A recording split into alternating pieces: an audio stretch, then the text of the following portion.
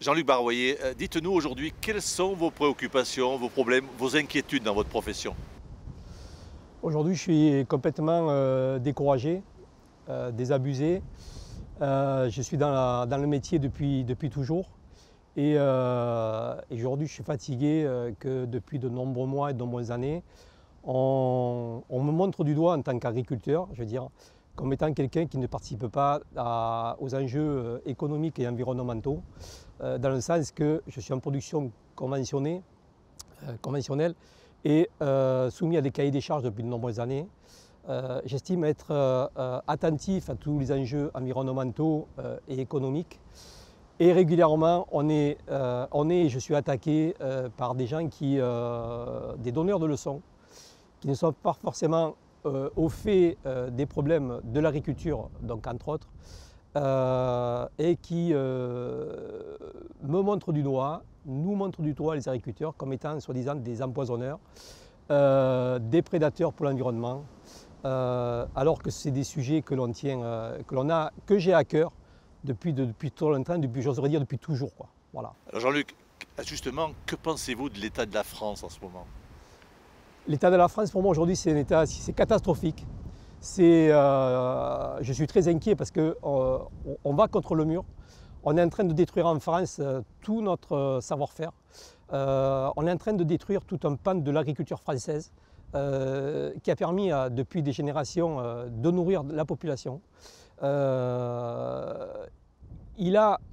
avait des pratiques à une certaine époque qui ne sont plus ce qu'elles sont aujourd'hui, puisque tout a évolué, les techniques ont évolué, notre savoir-faire a évolué. On s'est adapté au fil du temps aux contraintes, aux nouvelles normes, à la nouvelle réglementation. Donc aujourd'hui, j'estime qu'on répond pleinement à l'enjeu déjà de nourrir donc, les Français. On est les seuls, d'après toutes les études qui ont été faites, à garantir au mieux, je veux dire, la qualité des produits, je veux dire, le sérieux de notre production et j'estime le respect qu'il peut y avoir donc, au niveau de l'environnement et au niveau de nos concitoyens, quoi. Aujourd'hui, qu'est-ce qui vous rend heureux? Qu'est-ce qui me rend heureux aujourd'hui c'est déjà mon métier par moment me rend heureux, encore parce que je suis un passionné. J'aime ce que je fais.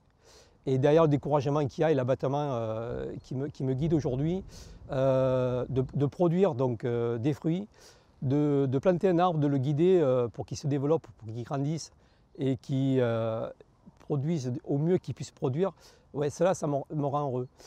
Aujourd'hui, j'ai une activité en parallèle de mon exploitation qui me passionne, qui me rend heureux aussi. Je suis en contact avec la nature, je suis en contact donc avec la terre et je fais pousser du végétal et oui, ça me rend heureux. Je suis heureux aussi du fait que pour l'instant, mes enfants ne sont pas avec moi sur ce métier-là, parce que c'est un métier de passionné, c'est un métier, je veux dire, voilà, il faut y croire, il faut avoir la foi. Ils ont la foi entre d'autres métiers qu'ils ont choisis, dans lesquels ils s'épanouissent. Oui, ça me rend heureux. Parce qu'aujourd'hui, la vie, on doit s'épanouir dans ce qui nous rend, je veux dire, ce qui nous porte. Et ouais, là, je suis fier d'eux et je suis heureux, quoi. Ouais, ouais. Est-ce que vous avez des propositions, des mesures pour rendre cette vie meilleure? Oui, la première des choses, je souhaiterais qu'en fait, à un moment donné, on arrête de casser tout le travail que les agriculteurs puissent faire. Une bonne fois pour toutes, on reconnaisse tout l'investissement que l'on met dans notre métier je veux dire, à produire sainement, à produire des produits donc, qui correspondent un petit peu à la demande du consommateur. Et quelque part, qu'on arrête de dire qu'on est des empoisonneurs, des destructeurs, je veux dire, de l'environnement. On est en production donc raisonnée, on est en parallèle, je veux dire, avec les producteurs bio. Il y a la place pour tout le monde.